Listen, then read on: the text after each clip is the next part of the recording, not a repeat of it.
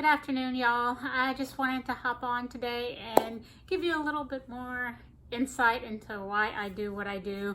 I know I've mentioned it briefly when I started all these videos when quarantine started, and we are in week 6 of quarantine or social isolation or whatever you want to call it now. So I've been doing these videos trying to be as helpful as I can to teach photography, answer any questions y'all have. I've talked about manual settings, I've talked about lenses, I've talked about lighting, and I'm sure plenty of other things that I can't recall off the top of my head, but they are on my YouTube channel. You can go to that from the link under my profile. But I wanted to circle back about my beginnings and how I got started with photography and got into this. As I mentioned, I lost my grandmother my senior year of high school. She was the one who was always showing me pictures and slides and stuff like that. And they help tell a story, they help connect you, and they're just some of the most meaningful, priceless possessions any family can have, and I truly believe that. And I've lost sight of that in my photography journey, absolutely. But in this day and age, I am reminded more often. I think the older you get, you're reminded a little bit more. It was a lesson I learned very young. And so what got me thinking was, a year ago today, I was at my mom's for Easter, and she had been holding on to a tub of possessions of mine since college. And I brought it home and I was going through it, and a lot of the stuff was pictures that I had taken throughout college and everything else, which is, I have a degree in photography, and I did all my studio work, and I learned proper lighting and proper techniques and proper posing and all of that stuff way back then. But there was a surprise in that tub, and it was something that I had never seen before until a year ago today. And I made a post about it, and Facebook did a great job of reminding me today that it had been a year ago today. And so I wanted to share a little bit more of myself with you guys. I've told y'all repeatedly that I'm very close to my grandmother. She's the reason I did this. We lost her at a very early age. Both my parents today are older than she was when she passed away. And she was the perfect Southern lady, perfect Southern drawl, and just the sweetest, kindest person. And I often wonder how the advice she would have given me as I got older, because I lost her so young. And I'm going to try not to cry, but a year ago today, I was going through that tub, and everything in there was stuff I'd seen and done and remembered and everything else, and it brought back great memories and stuff like that. But inside there was a letter addressed to me, dated 1979. I was born in 1977. There, everybody knows my age now. And I didn't know what it was. It was addressed to me. I looked at it, 1979. I had no idea what it was. And I opened up the letter, and it was a letter from my grandmother.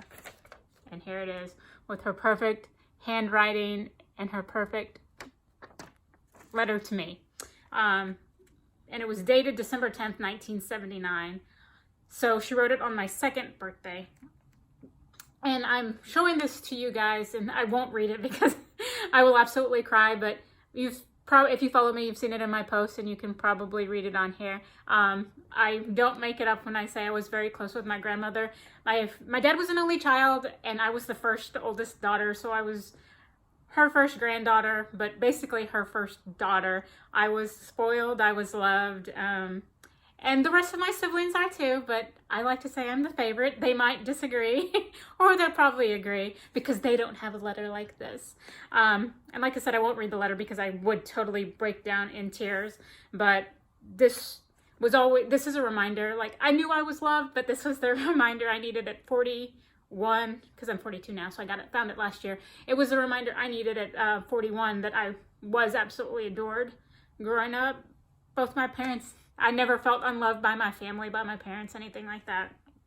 And that's what I try to stress to my clients.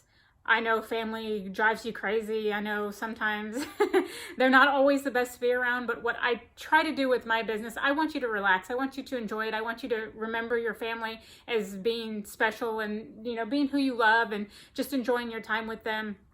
And why ultimately they're so important and why paper is free. That's not what makes what we do priceless. It's what's on that paper that is so meaningful. And this is the perfect example why.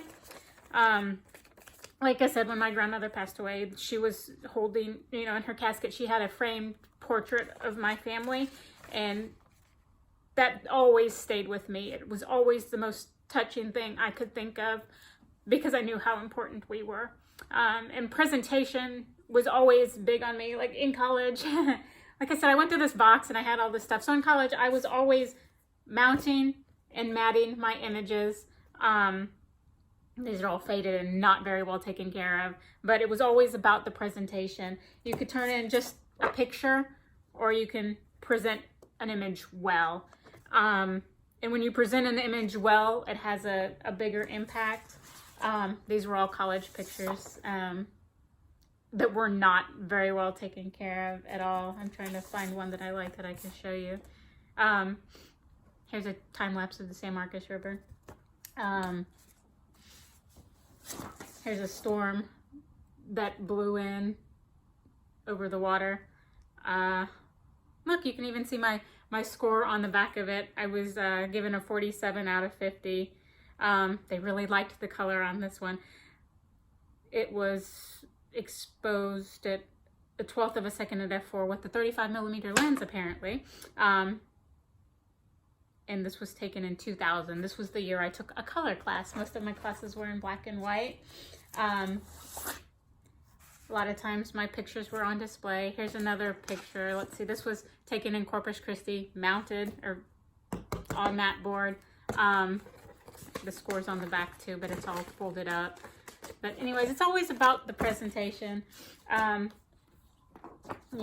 I said, I got started in a dark room and took, studio pictures and stuff like that, and learned lighting and everything else.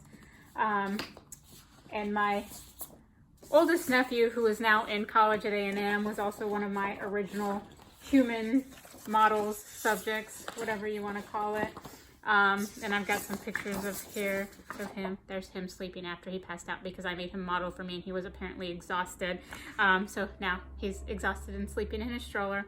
But this picture, not this picture, but a picture during this session, which I think my sister has, I don't have it, won all kinds of awards, and it was displayed and stuff like that, and it was matted and mounted really well as a bigger print and stuff like that. And he is the reason I started taking pictures of people in the first place 21 years ago. And apparently I was a model at some point too, because I still have all these contact sheets, and apparently I took pictures of random people in my photo classes, and I couldn't tell you who these people are, but clearly they were my friends at one point. And pictures of my dad and my nephew and stuff like that. I've got pictures all over. Different techniques and stuff like that, I forget what this was. I've got a picture somewhere here that I really, really like, but it's lost in all this mess. But anyways, that's my point. It's all about presentation, and it's all about the connection and the people in there that matter, and it makes you feel something. And I always want my clients to feel something. I want them to feel loved. I want them to feel connected. I want them to get out of their skin for a second. Everybody's, picks themselves apart and always finds their flaws and everything. And I don't want you thinking about all of that when you work with me. I want you thinking about how beautiful you are, how beautiful your family is, how much you love them, how much they love you. That's what it's all about. And that's why at one point in my photography career, I gave images on a disc and just handed it over, and it was the most unfulfilling thing you can imagine. It didn't, I often wondered, like, okay, did the clients even like the pictures? Did they do anything with them? Years later, you'd hear things like, oh, they're still sitting on a disc and stuff like that. And it's not what I wanted. It wasn't what I was ever going for in my business. However, when digital came about, everybody convinced you that that's what they wanted. And when I started talking to more people, it wasn't what they wanted. They wanted what I am showing you. They wanted the presentation. They wanted everything done for them. They don't want to have to stress. They don't have to worry about anything. And that's why I enjoy what I do so much. And I forgot how much I enjoyed connecting with my clients and getting to know them. and getting to work with them one-on-one, and then providing them, with something lasting that they can hold on to and have and put up in their office. And like I said, it's all about the presentation, the connection, the connection with the camera, with the person, the connection with the family, stuff like that, and why, having all of that is so important to me. I want clients to remember the smiles and the love that they have for each other and how meaningful it is. There's nothing like getting an album and opening it up and feeling it and holding it and sitting with your family and going through it, and the stories, that the images tell, the connections with your family, they're priceless.